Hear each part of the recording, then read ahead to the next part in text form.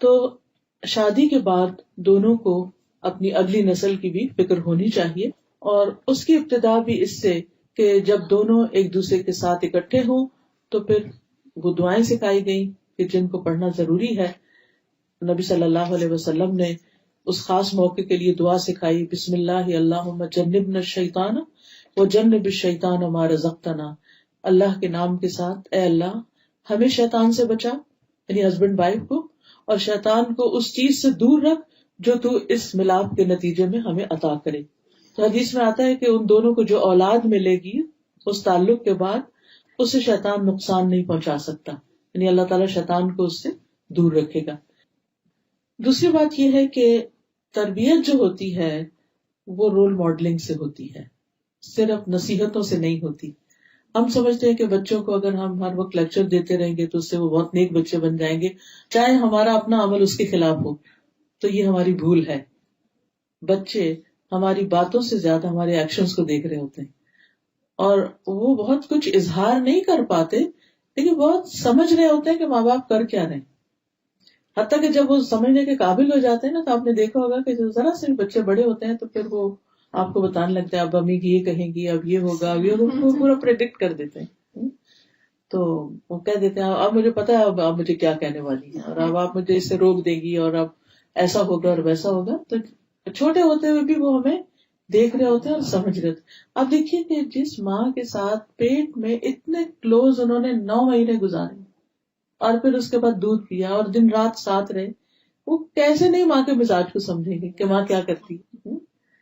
اس لیے بہت ضروری ہے کہ بچے کے ساتھ ہم آنےسٹ ہوں، اور جو چیز ہم اس میں لانا چاہتے ہیں وہ پہلے اپنے اندر لے کر آئیں، کیونکہ خالی بول جو ہے یا خالی باتیں جو ہیں وہ کھوکھلی ثابت ہوتی ہیں اگر آپ ان پر خود عمل نہیں کر رہے.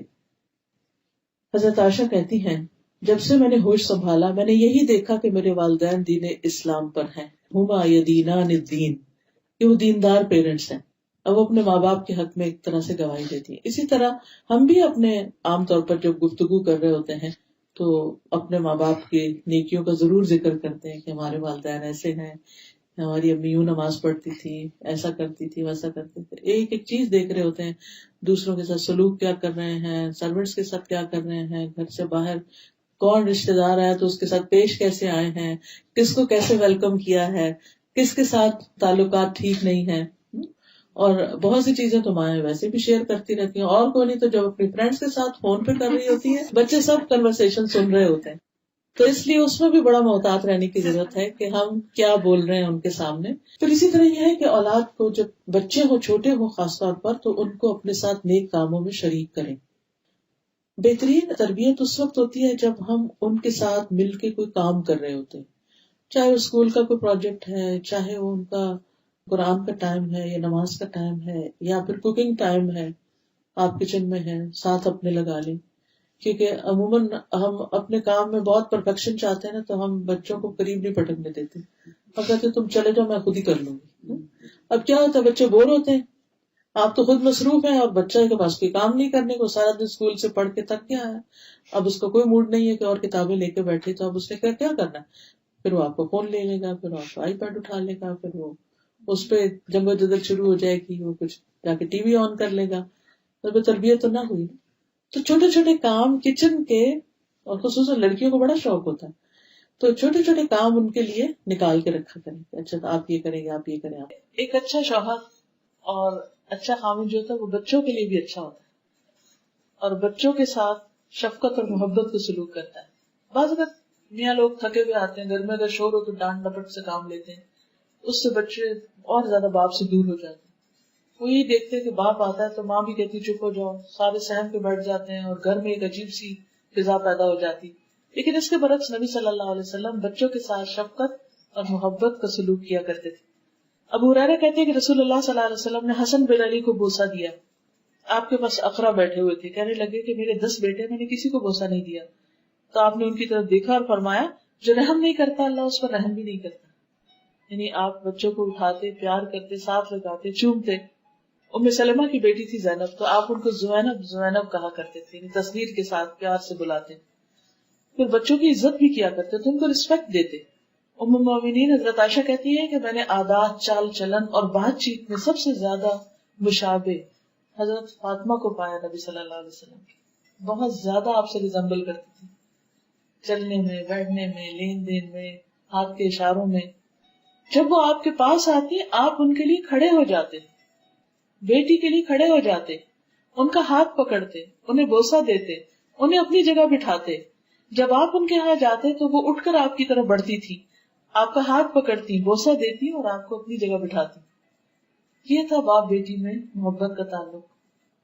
آج آپ دیکھیے کہ ہمارے گھروں میں کیا واقعی بیٹیوں کے ساتھ ایسا سلوک کیا جاتا ہے؟ یا امت کے مرد بھی اپنی بیٹیوں کے ساتھ یہ سلوک کر رہے ہیں؟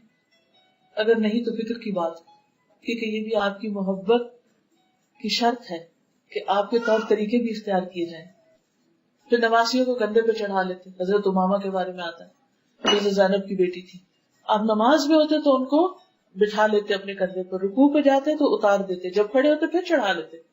حالانکہ آپ امامت کر رہے ہوتے تھے. بچے نماز کی حالت میں آپ کی پشت پہ سوار ہو جاتے اور آپ اپنا سجدہ لمبا کر دیتے تھے جب تک وہ اٹھتے نہیں تھے. بڑے بچوں کو بھی پیار سے اپنی چادر کے نیچے گھسا لیتے تھے.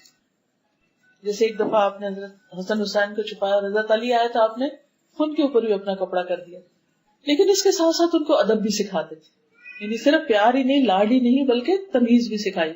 حضرت عمر بن ابی سلمہ کہتے ہیں کہ میں بچہ تھا اور میں آپ کی پرورش میں تھا، تو میں جب کھانا کھاتا تو سارے برتن میں ہاتھ گھماتا تو آپ فرماتے کہ بسم اللہ پڑھ کے کھاؤ، اپنے آگے سے کھاؤ اور دائیں ہاتھ سے کھاؤ.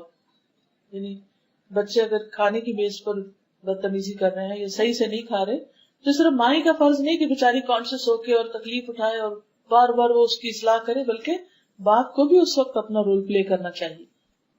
پھر اسی طرح یہ کہ حلال حرام کی تمیز. حضرت حسن نے ایک مرتبہ کھجور اپنے منہ میں لے لی تھی تو آپ نے اس کو کہا کہ یہ صدقہ کی کھجور ہے اور اس کو کہہ کے نکلوا دیا. پھر اسی طرح بچوں سے محبت کو بھی اعلان کہتے ہیں. آپ فرماتے فاطمہ میرے جسم کا ٹکڑا ہے، اس لیے جس نے اسے ناحق ناراض کیا اس نے مجھے ناراض کیا. پھر داماد کے ساتھ آپ کا معاملہ بہت اچھا تھا، حضرت علی رضی اللہ تعالیٰ عنہ کے ساتھ. پھر حضرت ابو العاص کے ساتھ آپ ان کی تعریف کرتے تھے. آپ نے بنی عبد شمس یعنی بنی امیہ میں سے اپنے داماد ابو العاص کا ذکر کیا اور اس کی تعریف کی اور خوب کی. پھر آپ نے فرمایا اس نے مجھ سے بات کی تو سچی کی، وعدہ کیا تو پورا کیا. پھر اسی طرح حضرت علی رضی اللہ تعالیٰ عنہ ایک دفعہ حضرت فاطمہ سے ناراض ہو کر تو مسجد میں جا کے سو گئے تو آپ صلی اللہ علیہ وسلم فوراً اٹھے اور خود جا کر ان کو تلاش کیا. دیکھا تو وہ زمین پر لیٹے ہوئے اور ان کے جسم پر مٹی بھی لگ چکی ہے. رسول اللہ صلی اللہ علیہ وسلم ان کے جسم سے دھول کو جھاڑ رہے تھے اور فرما رہے تھے اٹھو ابو تراب، اٹھو ابو تراب. یہ نہیں کیا کہ بیٹی کی بیعت کے باتیں سننے لگے کہ اچھا پھر وہ ناراض ہے تو کیوں تم بھی ناراض ہو جاؤ، یا نہیں تمہاری پرواہ کرتے تو آؤ میں تم سے اتنی محبت کرتا ہوں گھر واپس آ جاؤ. یہ محبت نہیں ہوتی. عام طور پر ہم انتہائی درجوں پہ پہنچ جاتے ہیں کہ بس ٹھیک ہے اگر یہ بات ہے پھر اس کے بعد معاملہ ختم. دیکھیے ہم سب انسان ہیں، غلطیاں ہوتی ہیں، کمی بیشی ہوتی ہے، لیکن یہ رشتے بہت پیارے رشتے ہوتے ہیں. ان کا ایک لحاظ اور احترام رکھنا چاہیے اور ہر بات میں انتہا درجے پہ نہیں پہنچنا چاہیے. اب آپ دیکھیے کہ حضرت انس جو ہیں وہ 10 سال آپ کے پاس رہے اور وہ کیا کہتے ہیں کہ کبھی آپ نے اف تک نہیں کی، یعنی مجھے ڈانٹا نہیں، کبھی مجھ سے ناراض نہیں ہوئے، کبھی میرے پہ سختی نہیں کی. اور کبھی کبھی وہ بچے تھے تو جو کام نہیں بھی کرتے تھے تو آپ ان کے اوپر سختی نہیں کرتے تھے، پیار سے دوبارہ یاد دلا دیتے. جیسے بچوں کو کام کرنا کہتے اچھا کرتے پھر بھول جاتے ہیں، پھر ہم ڈانٹتے اچھا تم نے سنا نہیں تھا. حضرت انس کہتے ہیں کہ میں 9 سال آپ کی خدمت میں رہا، مجھے نہیں یاد کہ آپ نے کبھی مجھ سے کہا کہ تم نے ایسا ایسا نہیں کیا، اور نہ کبھی کسی چیز کے بارے میں مجھ پر عیب لگایا. پھر کسی کام کے غلط ہونے پہ ملامت نہیں کرتے تھے. حضرت انس کہتے ہیں کہ میں نے نبی صلی اللہ علیہ وسلم کی خدمت کی، اس دوران اگر مجھے کسی کام کا حکم دیا اور مجھ سے لیٹ ہو گیا یا وہ کام نہیں کر سکا تو آپ نے مجھے کبھی ملامت نہیں کی. اگر اہل خانہ میں سے کوئی شخص ملامت کرتا تو آپ فرماتے اسے چھوڑ دو، اگر تقدیر میں یہ کام لکھا ہوتا تو ضرور ہو جاتا، یعنی ٹیک اٹ ایزی. اگر نہیں کر سکا تو اللہ کا حکم نہیں تھا، یعنی اس سے معاملے کو ٹال دیتے تھے، آسانی کر دیتے تھے، اس کے لیے بے وجہ روک ٹوک نہیں کرتے تھے. ایک یہ چیز بچوں کی کریٹیوٹی کو مار دیتی ہے. ہم اپنے گھروں کو اتنا ایک بت خانہ بنا کے رکھ دیتے ہیں کہ ہر طرح کے اس میں ڈیکوریشن پیس سجا دیتے ہیں، پھر بچہ ہاتھ لگانے اس کو پکڑ پکڑ کے روکتے، پھر بچے کو روکتے، پھر بچے کو روکتے. اس بچے کی جو آگے بڑھنے کی صلاحیت ہے وہ ختم ہو جاتی. تو اپنے گھروں کو چائلڈ فرینڈلی بنائیں، ان چیزوں کو ہٹا دیں اور بچے کو آزادی دیں، یا پھر ان کو تمیز سکھائیں اور وہ ہاتھ نہ لگائیں. آپ نے دیکھا کہ کچھ گھروں میں سب کچھ رکھا ہوتا ہے اور بچے ٹرین ہو جاتے ہیں کہ نہیں اس چیز کو نہیں کھیلنا، کسی اور چیز سے کھیلنا ہے.